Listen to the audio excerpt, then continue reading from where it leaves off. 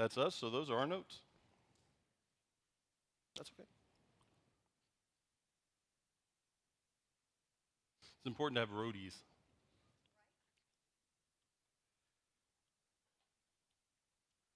Well, happy Mother's Day, and to the rest of you as well. Um, wow, what giraffe was using this to start with? Um, Today is Mother's Day. If you didn't know that, pretend you did. It'll work out. Mother's Day is tricky for preachers. It really is, and you might not realize this, but some people think I should absolutely do a Mother's Day sermon. Some other people, at least equally, if not more passionately, do not want me to preach a Mother's Day sermon because of bad experiences where such things have been done, the way things have been done have shamed them, whether that was intended or not. Additionally, some people really, really want me to do a sermon on Proverbs 31 on Mother's Day because they find it inspiring or they find it comforting. And then, on the other hand, there are people who want me to preach on anything but Proverbs 31 on Mother's Day or any other time because of the way that people have used the passage has left them feeling shamed and like they didn't measure up. Because of all of that, I've gone back and forth on preaching Mother's Day sermons. Some years I've done them, some years I haven't. Also, there's this thing in the back of my mind that says, who am I to teach people about being a mother? Like, that seems a little arrogant to me. I think that most mothers, no matter where they are, what they're really, really longing for when they come to church isn't having motherhood mansplained to them. So it's a tricky thing. It's a tricky thing to figure out. But this year, after several conversations that Dana and I had, and a decent amount of prayer, I feel convicted that I need to preach one today, but maybe not the one that you expect. As it turns out, I've actually never preached a sermon on Proverbs 31, ever. Just haven't. Wasn't intentional, just haven't done it. But that changes today. But I should tell you, when I really started digging into this passage, I was pretty surprised at what I found, and I kind of suspect you will be too. So if you're following in the notes or if you're looking up at the screen, you should be able to do both. Before we go into the passage, let's set the stage just a little bit because context actually matters and is really important here. Proverbs 31, verses 10 through 31, is a Hebrew acrostic poem. Like, stylistically, that's what it is. It is written in perfect Hebrew poetry. Not only that, but every letter, I believe it's the beginning of the first sentence. It might be the first word. I didn't clarify that in my notes. But every first letter actually is a letter of the Hebrew alphabet sequentially. So in this poem, starting in verse 10, not only is it very clearly a poem if you read it in Hebrew, it also is an acrostic poem where each letter spells out the Hebrew alphabet in order. So that's the form of it. Here's the one that might surprise you more. The target audience for Proverbs 31 is men. The actual beginning of the chapter makes that incredibly clear, though that's not usually what people read with it. The chapter begins, verse 1, the sayings of King Lemuel, an inspired utterance his mother taught him. So everything that follows in that chapter, that's the heading for it. These are from King Lemuel, but what he's doing here is he's actually remembering things that his mother told him. His mom told him some things. They were seen to be inspired, and he is repeating them here. Not only that, but this is in Proverbs, which we talked about before, is wisdom literature, which does not work exactly like the other genres of literature that are in the Bible. Proverbs has to do with wisdom, not necessarily knowledge. Proverbs has to do with wisdom, and in Hebrew thought for sure, but In general, I actually think this is true even in our culture. The difference between knowledge and wisdom is that wisdom has to do with discernment. Not which answer is right, but in certain circumstances, which answer is best, or which answer is better, or which answer is even good, or how to choose between equally good things. It's about learning to be wise and being able to discern and choose, especially when there's not one right answer. Does that make sense? It's not about giving you a list of answers, it's about teaching you to be wise. In Jewish culture to this day, this passage is memorized by men so that they may sing it as a song of praise to the women in their lives, wives, sisters, mothers, daughters, and friends. Some Jewish men sing it to their wives at every Sabbath meal. Indeed, the only instructive language in the entire poem, the only command given, is given to men. Everything else is descriptive of the woman being praised. So turn, if you will, or pull up your notes, or look up at the screen, and let's start the actual passage. Proverbs chapter 31, starting in verse 10. In the NIV it says, "A wife of noble character who can find? She is worth far more than rubies. Her husband has full confidence in her and lacks nothing of value. She brings him good, not harm, all the days of his life." Now, from jump, here's where I started being surprised. That phrase at the beginning, and depending on what translation you have, it might be a little bit different. It says, "A wife of noble character." Some translations may say a virtuous wife. What was surprising to me is if you look at the Hebrew there, that's not what it means. There are words for virtuous, there are words for wife. The noble character actually isn't a terrible translation, but let me tell you what it actually means. The Hebrew phrase here is eshet hayil, and what it literally translates to is woman of valor. Woman of valor. It's a feminized version of a term that is normally applied to like soldiers in battle. Woman of valor. Valor is defined as boldness or determination in facing great danger, especially in battle, heroic courage, bravery. Valor is honor plus dignity. It is gallant bravery and strength, especially on the battlefield or in the face of danger. I actually learned some of this from my late friend Rachel. And Rachel Held Evans, some of you might have read some of her books. She actually, in researching for this, talked to even a lot of Jewish people, particularly Jewish women. And what she found out is that many Jewish women, even to this day, will say this phrase to each other when one of them accomplishes something great. Rachel said that when it's used this way, it might be best understood as kind of a Jewish, "you go, girl." Eshet hayil, woman of valor. The term is used exactly one other time in the Bible about exactly one other person. You'll find it in Ruth chapter 3, verse 11.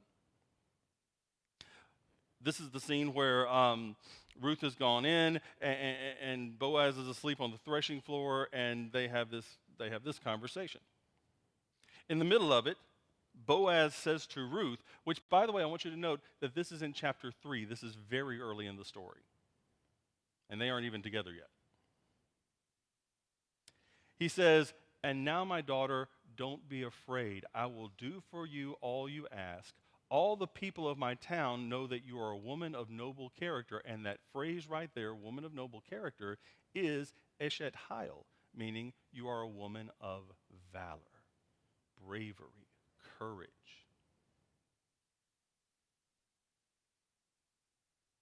And at this point in her story, she is unmarried and she has done almost nothing the Proverbs 31 woman has done. But she's called the same thing. And it's the only two uses of that term in the entire Bible.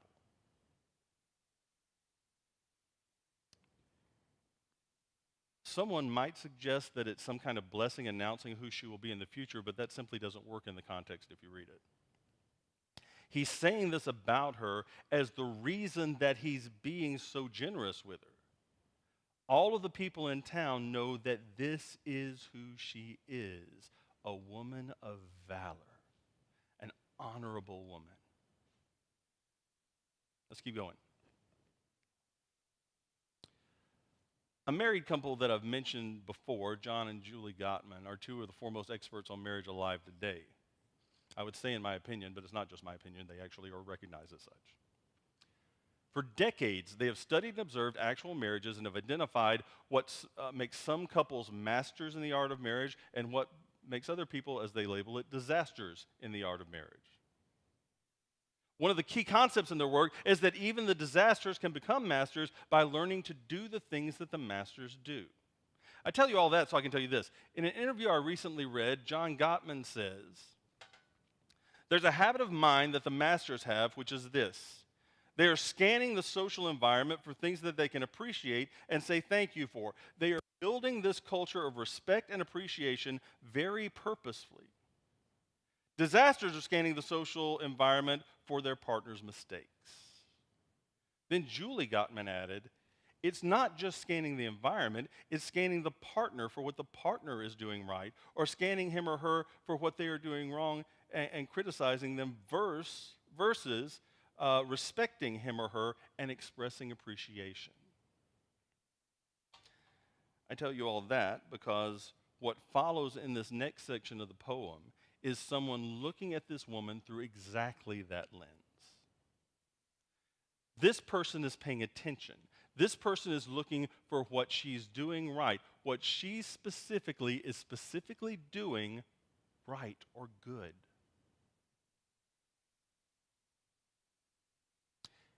They're looking at the good that she does, and they're naming these things so that she feels seen. The writer appears to be modeling this kind of behavior for the husband and possibly for everyone in the household. Remember, this is King Lemuel recounting what his mother told him. So, in noticing what she does, without reading through the passage, I'll kind of summarize this part for you. She makes sure that everyone in the household has clothing for both warm and cool weather. She makes sure that everyone is well fed. And as a part of this is interesting, because it makes a point to tell you that it's not only her family, the servants that she employs. A lot of people think that you can tell somebody's character by how they treat the people in authority over them, and there's something to that. But I'll argue stronger that you can tell more about a person's character by how they treat somebody who is perceived in a lower position than them. This woman actually makes sure, with almost the same care that she gives to her family, that even these people who society would classify as lower are well fed. And it makes the list. She started and runs a couple of small businesses. She bought the land for a vineyard, planted a vineyard, and so she runs a vineyard as one of her businesses, and she also makes and sells clothing.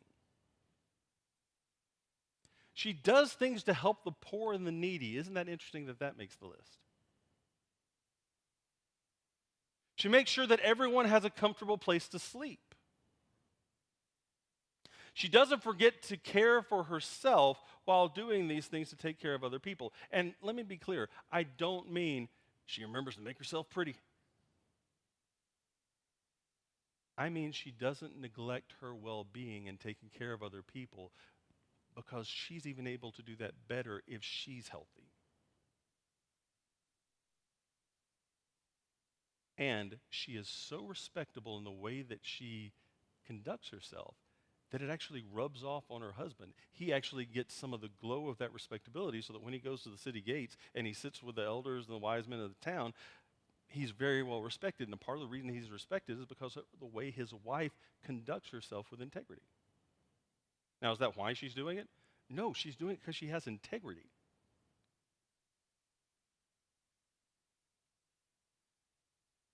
So he lists the task. He lists a bunch of tasks that he sees her doing. It's an oddly specific list. I know people who try to offer this as, and so all women, here's the pattern that you follow. How's your vineyard going?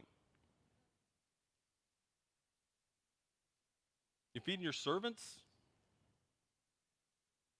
This is a very, very specific list. It's not even replicable. What I think his mother was doing for him was modeling how to look at this woman in your life, modeling how to notice. The reason I think the list is so oddly specific is because if you're noticing, your list is oddly specific. If you're paying attention to this person and what they're bringing to the table and not just the ideal of women and wives, then you're seeing this person. You're able to see what they're actually contributing. You're able to admit what they're actually contributing. You don't have to act like it's not being done or that you're somehow pulling yourself up by your own bootstraps, which I continue to insist is a stupid phrase. You're noticing. You're seeing. And you're expressing appreciation.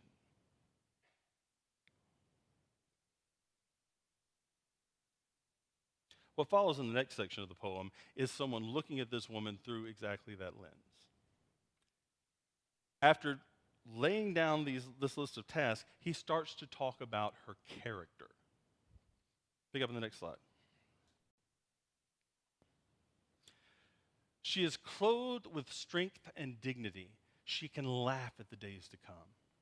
She speaks with wisdom, and faithful instruction is on her tongue. She watches over the affairs of her household and does not eat the bread of idleness. She is clothed with strength and dignity. Now, that's a metaphor that's used all kinds of times in the Bible. It's used again in the New Testament a lot. The idea is that she has this strength and dignity not because she was just born with it. To clothe yourself implies that you have taken intentional action to put these things on. It's not just that, well, some people are better at it and some people are worse at it, and maybe you get lucky. It's this, you're recognizing that this person has chosen to cultivate strength and dignity. She can laugh at the days to come. That part has to do with joy, but it also has to do with her faith. She can laugh at the future because she's not worried about it. She has faith in God and believes he's trustworthy. You understand what I'm saying? She's able to look into the future not with anxiety and fear, but with hope and with joy. And she can laugh at what's coming because she trusts the God she serves.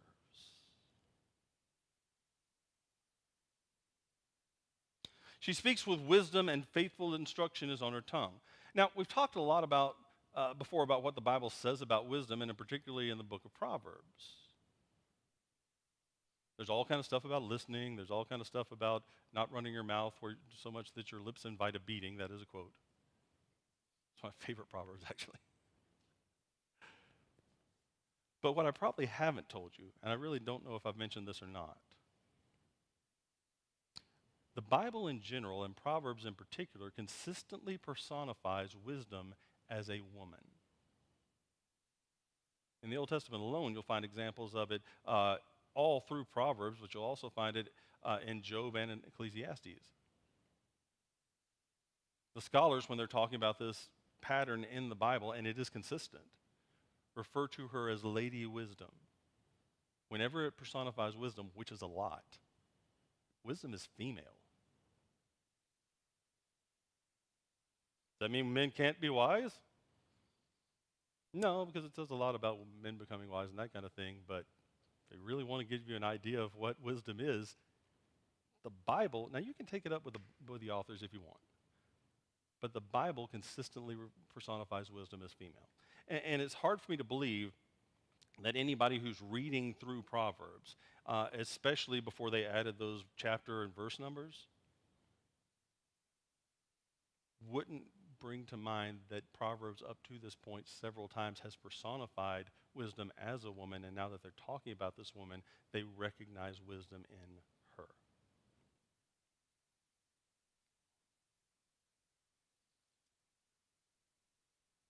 Incidentally, the instruction she gives is trustworthy because she has intentionally cultivated wisdom, and the author is recognizing that and saying it. He's documenting it. Oh, and one other thing. In this Old Testament passage, this poem in a book of wisdom, this woman actively runs the household with her wisdom and faith, and everyone trusts her to do so. That is not interpretation. You can read the verse. This woman runs her household, and everyone trusts her to do so. And the husband, the example that he's given, what he's encouraged to do here, is to acknowledge it.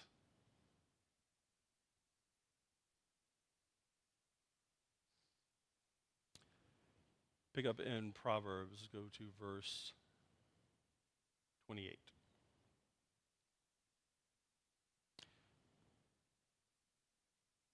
Dana and I, in some of our reading and that we've been reading some books together and that kind of thing. And by reading books together, I mean mostly listening to audiobooks together. But we ran across this term recently, and it's really been enlightening for me. It's a term called emotional labor. It's defined like this: the mental activity required to manage or perform the routine tasks necessary for maintaining relationships and ensuring smooth running of a household or process, typically regarded as unappreciated or an unacknowledged burden borne disproportionately by women. You hear me? So emotional labor has to do with the fact that women, especially, they're not the only ones who do it. Yes, men do emotional labor sometimes. That's true. The thing is, men are typically recognized for their labor. But there's this whole thing that we treat like it's not labor. All the emotional work that they put in, of holding together the relationships, of caring for these other people, of showing up, that is often unacknowledged, is not treated as the same kind of thing as regular labor, and it disproportionately affects women. And some of the stuff that we're reading, the main point they were making is not, so beat yourself up for that. It was, so why don't you try acknowledging it? It doesn't even need an apology. They don't want a big explanation or you wallowing in how guilty you feel. Why don't you try acknowledging it? Acknowledge the emotional labor that's taking place. Acknowledge that part of who you are, part of who you've been able to be, part of what you've been able to accomplish is because of this other person. Part of the reason that your family holds together, part of the reason that your household runs the way that it is because this woman is putting in emotional labor, and not just emotional labor, other physical labor that's often ignored, that's often unacknowledged. And you would be amazed. Matter of fact, try it. You will be amazed at how much it matters to both of you if you can just swallow your pride and acknowledge that labor. And I don't just mean, baby, you do a lot of emotional labor. Thanks. I mean, notice what it is. Name it. Name it. I'm not giving you a throwaway line. I'm telling you that if you want to take the wisdom that Proverbs 31 is giving you, part of it is develop eyes to see who this woman in your life is. Develop eyes to see, frankly, swallow your pride. Develop eyes to see what this woman is bringing to the table by her choice, much of which she doesn't have to do, but also acknowledge that there's a bunch of it she does have to do because she entered into this arrangement. Acknowledge it. Don't sweep it under the rug. Don't ignore it so that you don't have to admit that you needed help. Why in the world do men think like this? Said a man who's thought like this.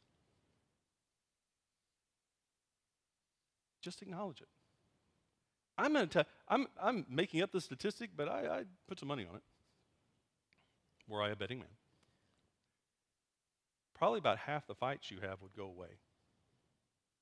There's not another position to stake out. There's not an argument to win. All you have to do is open your eyes and acknowledge what she's doing, what she's done. The burdens that she's borne, frankly, so you didn't have to bear them a lot of times. And what do you lose? Let me tell you, the answer is nothing. No, let me rephrase. What you lose is a lousy relationship.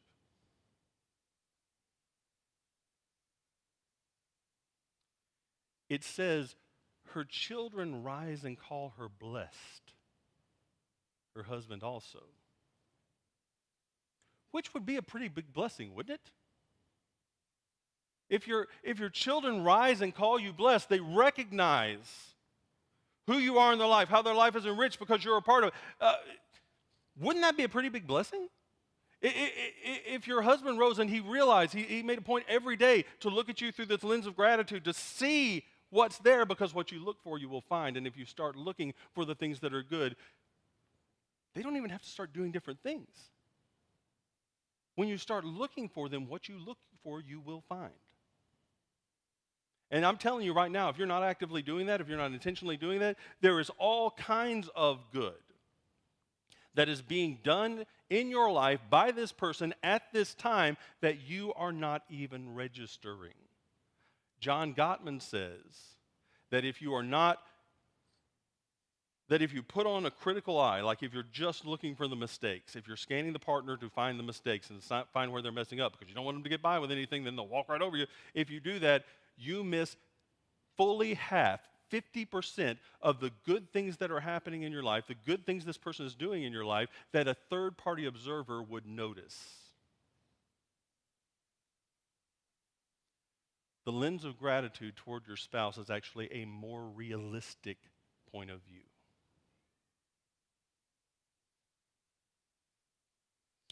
Her husband also praises her, saying, "Many women do noble things, but you surpass them all." I didn't put this part in the notes, but this part just occurred to me. Clearly not a sexist. He says, man, many women do noble things. It's really impressive. But now that I'm looking, now that I'm seeing, now that I'm noticing, you surpass them all. I'm not looking at this person over here and saying, man, I wish you were a lot more like that. I'm not even looking at this list in Proverbs 31 and saying, I wish you were a lot more like that. I could really use some flax clothing. When are you starting that vineyard? Now, that's not, once they develop eyes to see, once they pay attention, once they swallow their stupid pride and are able to name the good this person is bringing to the table, name what this person has chosen to do and what they choose to show up for. I mean, you want to change your relationship for the better today. Start this.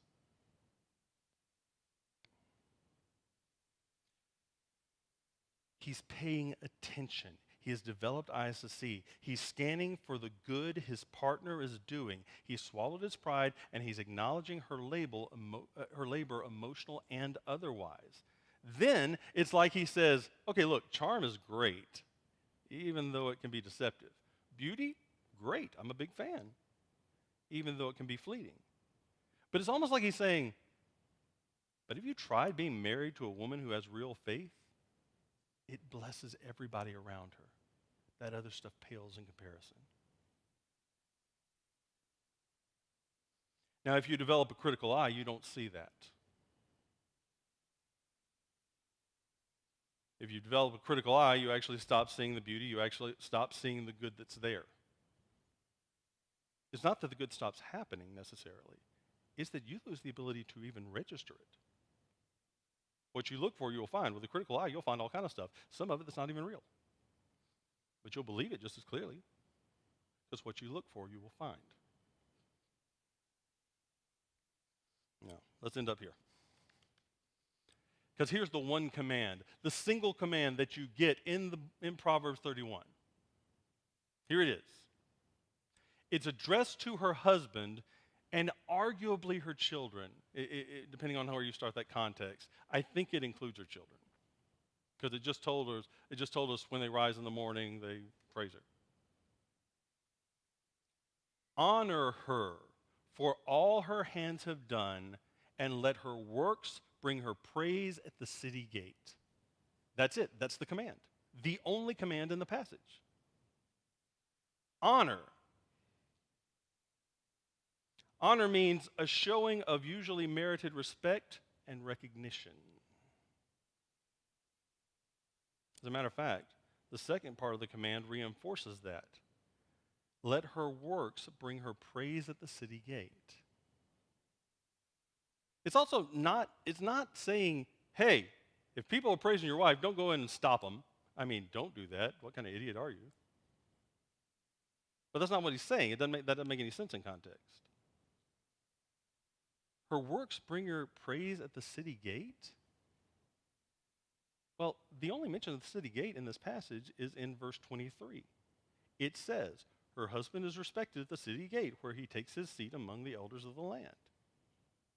He doesn't even really depict her as going to the city gate. Her works bring her praise at the city gate because her husband can't stop bragging about her. He's the one sitting at the city gate. That's how anybody at the city gate knows. So, mothers, wives, women, thank you for what you do.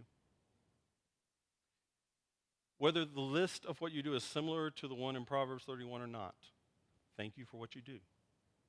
Thank you for the often unacknowledged physical and emotional labor that you choose to do, that you honestly don't have to. Thank you for doing the difficult and taxing things that you do have to do for the sake of the people that you love. You deserve to be recognized and honored as women of valor. For the rest of us, especially for those of us who are husbands and or have mothers, this passage commands us to honor her, value her, and recognize what she does. What she in particular does in particular. Not broad, vague platitudes. As a matter of fact, let me issue a couple of challenges. Number one, mothers, here's yours. Allow us to honor you. And I'm saying that because I know that's actually kind of difficult for some of you. But I'm challenging you to do it anyway. Let us honor you. Do you want to tell us not to do what God has told us to do? This is a command of God to us, and your job is to let us. Now, and here's the one I'm going to get in trouble for. Challenge number 2. This is to husbands and or those of us who have mothers. You locked in? And note, I'm saying this in front of the wives and mothers so they'll know I challenge you to do it. So if you don't do it, they know you either forgot or decided not to, and I'm not sure which one of those is worse. You're welcome. Here it comes. Write your own Proverbs 31 about this woman that is specific to her. Acknowledge what she does specifically. Praise her and thank her for what she actually does. Swallow your pride and thank her for specifics. I don't care if you're a good writer or not. You can just follow the pattern of it if you want to, but put details in about what this real person in your life really does. She won't get a big head. She's probably actually not in any danger of that. However, she will feel seen, and she'll feel like her sacrifices are acknowledged, and she'll feel honored. Seriously, take the time and just do it. You'll all be glad that you did. So may the God of hope fill you with all joy and peace as you trust in him, so that you may overflow with hope by the power of the Holy Spirit. And the church said together,